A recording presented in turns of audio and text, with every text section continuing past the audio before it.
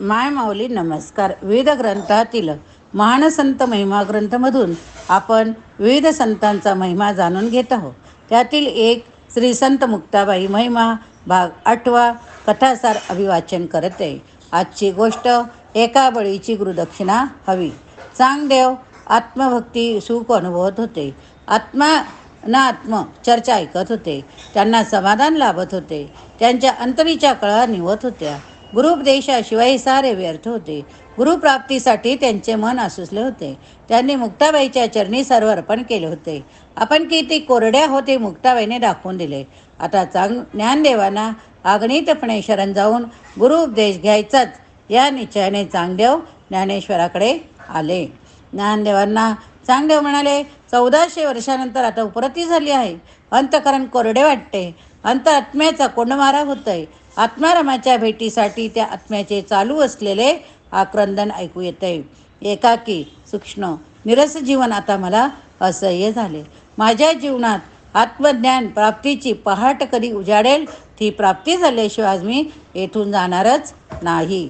ज्ञानेश्वर म्हणाले, चांगदेवा, इतक्या सहजासहजी, इतक्या उठाउठी परमात्मा तत्वाची प्राप्ती कशी होईल? त्यासाठी साधक अवस्थेत आत्म्याची काळरात्र अनुभवावी लागते. आत्मपरीक्षण आत्मनिरीक्षण करावे लागते. त्याने अंतशुद्धी होऊन परमात्म्याच्या प्रेमाचा प्रकाश अंतकरणात पडतो. भक्ती सोपी खरी सुगम सुद्धा, पण सुळावरची.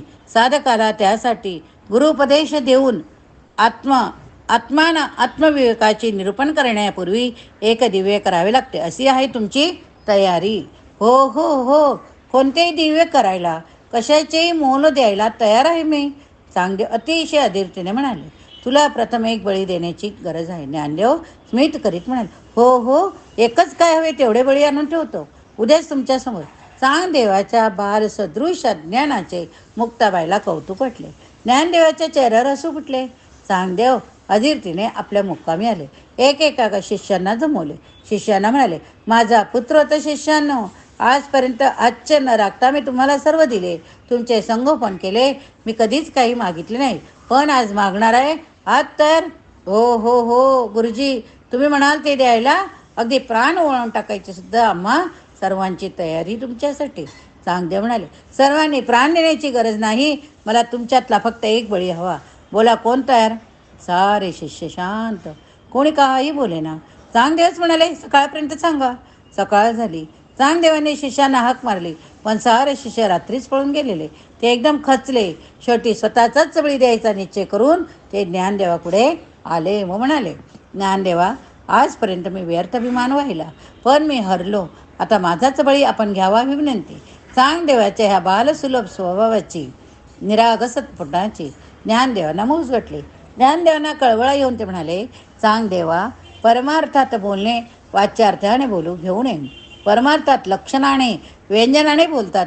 अरे, मी तुला बळी मागितला तो माणसाचा नाही, तर तुझ्यातील मी तुझ्या अहंकाराचा.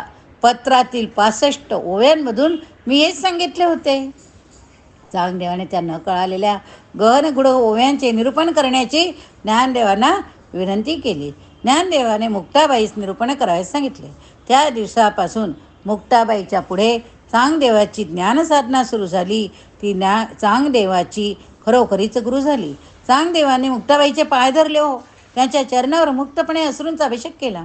मुक्ताबाई म्हणाली, चांगदेवा, मनातील सारा अहंकार डोळ्यापुढे गळून पडतो, पण ही वाट दाखवायला गुरुच हवा असतो ना. तुम्हाला आता गुरुकृपा प्राप्त झाली.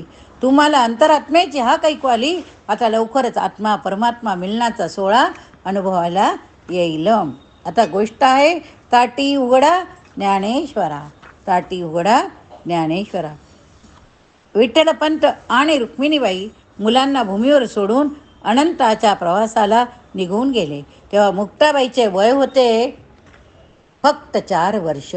भातुकली खेळण्याच्या वयात ती पोरकी झाली, पण निवृत्ती ज्ञानदेव सोपान भावंडांनी तिला आईवडिलांची आठवण येऊ दिली नाही. छोट्याशा वयात आईवडिलांच्या वियोगाचा आघात त्यांनी सहन केला, पचवला. कारण ही 4ही मुले लौकिक अर्थाने लहान दिसत असली तरी ती असामान्य होती. त्यांना फार मोठ्या आत्मिक बळाची देणगी लावली होती. म्हणूनच याही वयात त्यांची वृत्ती सुखदुःखाच्या सीमा रेषा ओलांडून त्या मर्यादेच्या पलीकडे गेली होती. या मुलांना आईवडिलांच्या मायेची सावली नसली तरी त्यांना परमेश्वराच्या मायेची पाखर लाभलेली होते. आईवडिलांनी देहांत प्रायचित्त घेतले म्हणून समाजाने त्यांना प्रतिष्ठा दिली नाही, त्यांची उपेक्षा थांबवली नाही, त्यांची निंदा, त्यांचा छळसुद्धा बंद झाला नाही. आईवडिलांनी धर्मशास्त्र प्रमाण म्हणून देहांत प्रायचित्त घेतले, तेव्हा आता हा समाज आपणास पावन करून घेईल. निदान बहिष्कार, छंद, छळ, निंदा थांबेल अशी मुलांची अपेक्षा होती. पण ती आशाही फोलच ठरली. अशा परिस्थितीत ती चारही भावंडे एकमेकांना धीर देत, आधार देत आपले दुःख सावरत होते, आपल्या उद्धाराचा मार्ग शोधत होते. निवृत्ती ज्ञानेश्वर यांचे वय थोडे मोठे होते, पण सोपान मुक्ता यांचे फार लहान हो. पण तरी ती डगमगत नव्हती. जीवनाचे आव्हान स्वीकारून केवळ आपल्याच नव्हे, संपूर्ण जगाच्या उद्धाराचा मार्ग शोधत होती. मुक्ताबाईच्या बाहुलाबाहुली खेळण्याच्या वयात पारमार्थिक जीवनाच्या खेळात सुरुवात झाली. समाजकंटकांचे कठोर मन तिला कळू लागले. पोरकेपणाचा अर्थ तिला जाणवू लागला. अंतिम विसाव्याची जाणीव ज्येष्ठ बंधू ज्ञानेश्वर यांनी तिला करून दिली होती. ज्ञानेश्वर मुक्ताबाई एकत्र खेळत होते, आपल्या कुशीत घेऊन. आईवडिलांच्या मृत्यूनंतर ज्ञानेश्वराने तिला आपल्या कुशीत घेऊन पुढे आईच्या प्रेमळ मायेने तिच्या पाठीवरून हात फिरवला. पित्याची जबाबदारी स्वतः स्वीकारून तिचे पालनपोषण केले. या दोघांच्या पारमार्थिक भावना एकसारख्याच होत्या. म्हणूनच ज्ञानेश्वराचे मन मुक्ताबाई चांगलेच जाणत असे. ज्ञानेश्वराच्या अंतःकरणाचा ठाव मुक्ताबाईला लागत होता. काही कारणांनी कधी ज्ञानेश्वर दुःखी उदास झालेले तिने पाहिले तरी ती सुद्धा एवढे शेतून करून हिरमुसली होऊन बसे. ही भावंडे गावाबाहेरच्या झोपडीतच राहत होती. छळ टाळण्यासाठी जनसंपर्क टाळत होती. माधुकरी मागून आणून झोपडीतच खायची, त्या झोपडीतच नामस्मरण करायची, तेथेच एकमेकाशी परमार्थ विषयावर चर्चा करायची. असा त्यांचा वेळ जात असे. खरे तर या चारही भावंडांच्या बुद्धीची झेप त्यांच्या वयाच्या मानाने कितीतरी पटीने पुढची होती. मुक्ताबाई म्हणजे विठ्ठलपंतांचे शेंडेफळ. ती वयाने जरी लहान असली तरी निवृत्तीचे वैराग्य, ज्ञानेश्वराची तेजस्विता, सोपानदेवाची चिंतनशीलता या सर्व गुणांचा संगम तिच्या व्यक्तिमत्वात झालेला होता. विदुलतेची तेजस्विता तिच्या व्यक्तिमत्वात होती, पण तितके दाहकथा तिच्यात होती. तिचा करारी, स्वाभिमानी, फटकळ स्वभाव तिच्या बुद्धिमत्ते शोभून दिसत होता. मुक्ताबाईची बुद्धिमत्ता अतिशय तीव्र होती. तिला वेगळेपणाने अध्यात्मशास्त्र शिकवावे लागले नाही. निवृत्ती, ज्ञानदेव, सोपान या भावंडामध्ये चालणारी अध्यात्म, आत्मा विषयावरील चर्चा ती अगदी बालवयापासूनच ऐकत आली होती. कधी कधी ती त्याच्यात सहभागी व्हायची. त्यामुळेच तिला अध्यात्म वेगळेपणाने शिकावे लागलेच नाही. न शिकवताही अध्यात्मातील गूढ विषयावरती सहजपणे बोलू लागली. एके दिवशी नेहमीप्रमाणे निवृत्ती, ज्ञानदेव, ज्ञानेश्वर, सोपानदेव माधुकरी मागण्यासाठी गावात गेले होते. रोज त्यांनी माधुकरी मागून आणावी. ते आणलेले रांधून मुक्ताबाईने जेवायला वाढावे. तोपर्यंत तिघा भावंडांचे हातपाय धुवून जेवायला येऊन बसावे. चौघांनी एकत्र जेवावे असेच चालत असे. पण त्या दिवशी ज्ञानेश्वर माधुकरी मागत असताना गावातील एक खाष्ट, कट्टर, कर्मट असे पंतोजी समोरून येत होते. उन्हाळ्याचे रणन ते ऊन होते. पायाला चटके बसत होते. ज्ञानेश्वरांना खूप तहान लागली होती. जीव अगदी कासावीस झाला होता. एका घराच्या सावलीसाठी ते एका ओट्यापुढे गेले. तेवढ्यात आतून आवाज आला, अरे ये सिंच्या, दूर हो, दूर हो. घराच्या सावलीत काय येतोस? सर्व घरच विटाळून टाकण्याचा विचार आहे की काय? असे सैन्यासाचं पोर तू. पण ईश्वराने काही थोडी बुद्धी दिली की नाही? दूर हो, दूर हो. पायांना बसणाऱ्या चटक्यापेक्षा मनावर बसलेला चटका महातीव्र वेदना देणारा होता. या चटक्याने हळहळत तळमळत ज्ञानेश्वर पुढे निघाले. तोच समोरून एक खाष्ट पंतोजी दिसले.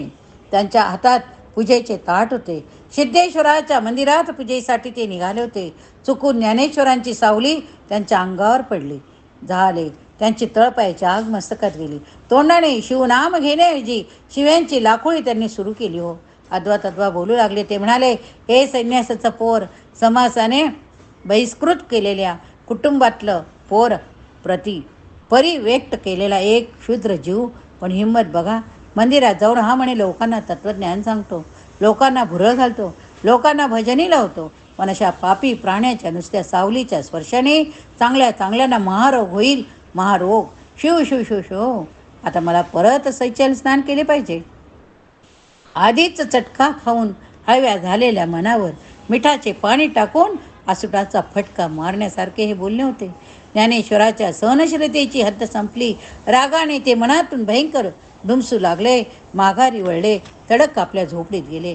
झोपडीचे दार म्हणजे ताटी आतून लावून घेऊन आत गप्प बसून राहिले.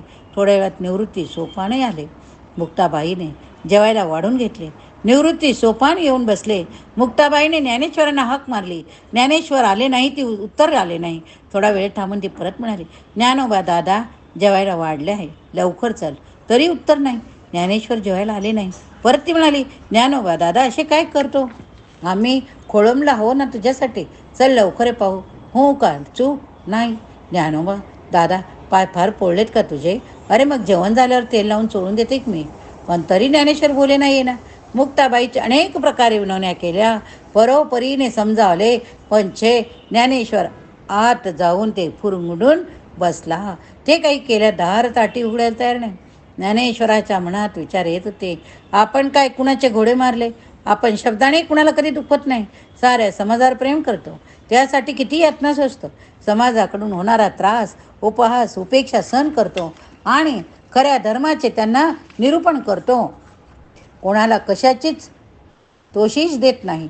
कोणाच्या वाटेला जात नाही. तरी समाजातील लोकांनी आपल्याशी असे का बरे वागावे? ज्ञानेश्वराच्या डोक्यावर खळबळ माजली. हृदयातून क्रोधाचा वडवाण उसळत होता. नळ उसळत होता. पण सांगणार कोणाला? विचारणार कोणाला? मुक्ताबाईला ज्ञानेश्वराची मन कळत होते. त्यांच्या मनातील भावना ती जाणत होती. तिने जाणले की कोणीतरी याला टाकून बोलल्याशिवाय, याचा भयंकर अपमान केल्याशिवाय तो असा फुरगंडून बसणार नाही. तो आता आपले काही ऐकण्याच्या मनस्थितीत नाही. त्याची समजत आता आपण त्याच्याच शब्दात सावडूया. त्याचेच तत्वज्ञान त्याला पाजूया. त्याच्या मनात पुन्हा अमृताची उमेद आणूया. आता मुक्ताबाई ताटीसमोर उभी राहिली आणि अभंग म्हणून आपल्या ज्ञानोबा दादाची समजूत काढू लागली. ती म्हणू लागली अभंग. ऐका आता अभंग. योगी पावन मनाचा, साई अपराध जनाचा, विश्वरागे झाले वैने, संत सुखी व्हावे पाणी, शब्दशस्त्रे झाले क्लेश, संती मानावा उपदेश, विश्वपट ब्रह्मदोरा, ताटी उघडा ज्ञानेश्वरा, ताटी उघडा ज्ञानेश्वरा. मुक्ताबाई अगदी मनापासून अभंग म्हणून खरा योगी पुरुष कसा असतो हे सांगून ज्ञानोबा दादाची समजूत काढत होती. मुक्ता लहान होती म्हणून ज्ञानोबा दादाला उपदेश करण्याचा तिला अधिकार नव्हता. ती फक्त विनवू शकत होती. तिने हे म्हटलेले अभंग म्हणजे तिच्या अंतःकरणातून बाहेर पडलेले प्रेमाचे, वात्सल्याचे झरेच. या झऱ्याच्या शीतल जलाने ज्ञानेश्वराचे दग्ध मन शांत झाले नाही. शब्द शस्त्रांनी रक्तबंबाळ झालेले त्याचे मन अद्याप तडफडत होते. ते दार उघडायला तयार नव्हते. ती पुढे म्हणू लागली अभंग. ऐका तुम्ही आम्ही. संततेची जाणा जगी, दया क्षमा ज्याचे अंगी, लोभ हंता न ये मना, जगी विरक्ततेची जाणा, इह परलोकी सुखी, शुद्ध ज्ञान ज्याचे मुखी, मिथ्या कल्पना मागे सारा, ताटी उघडा ज्ञानेश्वरा. संत पुरुषांच्या मनात ठिकाणी कोणाबद्दलच राग असता कामा नये. संतांच्या दृष्टीने सर्व माणसे सारखीच असता. कोणी आपला अपमान केला तर त्याचा राग धरता कामा नये, कारण ती चांगली गोष्ट नाही. आपलीच जीभ कधीतरी आपल्याच दातांनी चावली गेली तर आपण काय आपले सगळे दात काढून टाकतो? आपला एक हात चुकून आपल्यालाच लागला तर आपण वाईट वाटून घेतो काय? नाही ना. यासाठीच सर्वांनी केलेले अपराध आपण आपल्या पोटात घालून त्या सर्वांना पण क्षमा केली पाहिजे. आता मात्र चिमुरड्या मुक्ताबाईच्या अभंगरूपी अमृतवाणीचा परिणाम थोडा घडून आला. पोटाच्या भुकेपेक्षा अमृतपानाने ज्ञानोबाच्या अंतकरणाची भूक शमली जात होती. त्यांचे मन शांत होऊ लागले तरी अमृतपानाचे समाधान झाले नव्हते. अशा अमृतपानाला कोण विटणार? आता ज्ञानोबा तसेच शांत बसून राहिले. अजूनही ज्ञानोबा दादा आपल्या विनवणीला दाद देत नाही. अजूनही तो लावली घेतलेली ताटे उघडत नाही पाहून ती पुढे म्हणू लागली अभंग. ऐका. एक आपण साधू झाले, एर कोण वाया गेले, उठे विकार ब्रह्मीमूळ, अवघे मायेची गबाळ, माया समळ नुरे जेव्हा, विश्व ब्रह्म होईल तेव्हा, ऐसा उमज आधी अंती, मग सुखी व्हावे संती, चिंता क्रोध मागे सारा, ताटी उघडा ज्ञानेश्वरा. ब्रह्म दैसा परी, ब्रह्म दैसे तैसा परी, आम्हा वडील भुरते सारी. अहो क्रोधे यावे कोठे, अवघे आपण निघोटे. जीवदातांनी चाविली, कोणी बत्तीशी तोडिली. मन मारुनी उन्मन करा, ताटी उघडा ज्ञानेश्वरा. शुद्ध ज्याचा भाव झाला, दुरी नाही देव झाला. अवघी साधन हातवटी, मोले मिळत नाही हाटी. कोणी कोणास शिकावे, सार साधुनिया घ्यावे. लढीवाळ मुक्ताबाई, जीव मुदुल ठाईचे ठाई. तुम्ही तरुणी विश्वतारा, ताटी उघडा ज्ञानेश्वरा. मुक्ताबाईच्या ह्या प्रत्येक अभंगामधून त्यांचे हृदय, त्यांचे अंतकरण प्रभावीपणे स्पष्ट रूपात प्रगट होत होते.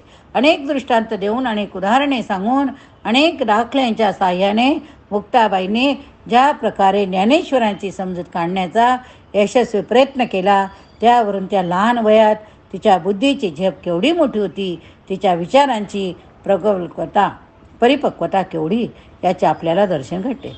वैश्विक, सामाजिक आणि आपल्या वैयक्तिक जीवनातील घटनेकडे ती आध्यात्मिक दृष्टिकोनातून समत्व दृष्टीने कशी पाहू शकत होती, याची आपण कल्पना करू शकतो.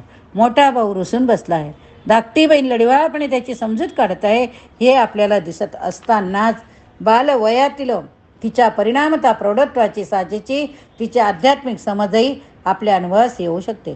थोडक्यात म्हणजे अध्यात्म प्रत्यक्ष जीवनात कसे जगावे, यात जणू एक सुरेख प्रात्यक्षिक मुक्ताबाईने या प्रसंगाच्या आधाराने आपल्यासमोर ठेवले. इतर प्रसंगी फडकळ सनकाढ्य वाटणाऱ्या मुक्ताबाईच्या भाव कोमळ वात्सल्यपूर्ण अंतकरणाचे दर्शन या अभंगामधून आपल्याला झाल्याशिवाय राहत नाही. असे अभंग ऐकल्यानंतर ज्ञानेश्वराच्या अंतकरणातील ज्ञानदेवी प्रज्वलित झाल्याशिवाय कशी बरी राहील. ज्ञानेश्वराने धावत येऊन ताटी उघडली. समोर उभ्या असलेल्या मुक्ताईला अतिशय आनंदाने उचलून घेतले. ते म्हणाले, मुक्ता, तू खरोखर आज माझा उद्धार करणारी ठरली. आज जर तू मला संत तत्वाच्या गुणांची आठवण करून दिली नसती तर आजच माझा अवतार पार संपला असता. पण आता तू मला अभंगातून सांगितल्याप्रमाणे विश्व कल्याणाच्या कार्यात सहभागी व्हायचे आहे. चल तर आता अन्नरूपी त्या परमात्म्याचा सन्मान करूया. मुक्ताईचे अभंग वाचले म्हणजे आपण मन अगदी थक्क होऊन जाते. केवळ 8-9 वर्षाची परकर पोलक्यातली पोर भातुकलीतल्या भांडी कुंडीचा खेळ खेळण्याचं तिचं वय. मग भले विचार करू लागता की अभंग तिला सुचले कसे, अशी रचना ती करूच कशी शकली. एक खरे की यावरून तिची प्रतिमा शक्ती, बुद्धिमत्तेची झेप, परमात्म ज्ञानाची खोली आपल्या सहज लक्षात येते. अजून अल्लडपणाही पुरता न सरलेली तिचे वय, पण या वयात जगाचा वीट येण्याइतके ज्ञान तिला आले तरी कोठून. तिच्या अंगी एवढी मोठी भक्ती धगधगीत असे वैराग्य आले तरी कुठून. साऱ्या अभूतपूर्व गोष्टीचे आश्चर्य वाटल्यापासून राहत नाही, कारण या अभंगामधून अत्यंत गहन अशी आध्यात्मिक अनुभूतीच भरलेली आहे.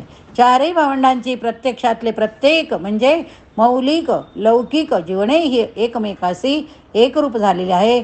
त्याप्रमाणे अलौकिक म्हणजे आध्यात्मिक म्हणजेच पारमार्थिक जीवने सुद्धा परस्परांची एकरूप एकसंग झाली असे दिसून येते. या भावंडांचे शुद्ध आध्यात्मिक जीवन उलट आणि सारेच एकसंग या अभंगातून मुक्ताबाई विश्वकल्याणासाठी साध्य दाखवित असलेले एकूण ज्ञानेश्वर खडबडून जागे झाले. ज्ञानेश्वराच्या जीवनातील नैराश्याचा काळोख दूर करून प्रकाशाचा रस्ता दाखवणारी मुक्ताबाई प्रेमळ ज्योत झाली. त्यावेळी ती फक्त 9 वर्षाची होती. आता आपण 8व्या हरिपाठातला मुक्ताईचा श्लोक बघूया. मुक्तपणे ब्रीद बांधुनिया द्विज, नेनती ते बीज केशव हरी. ज्याचे मुक्तता सर्वई पै मुक्त, करोनिया रत न सेविते. वेदी बोलियेले ब्रह्मार्पण भावे, सदा मुक्त व्हावे अरे जना. मुक्ताई मुक्त हरिनाम सेवेत, अवघेची मुक्त सेविता हरी. या ठिकाणी हा भाग संपला. पुढील भागात आपण पुढील गोष्ट बघूया.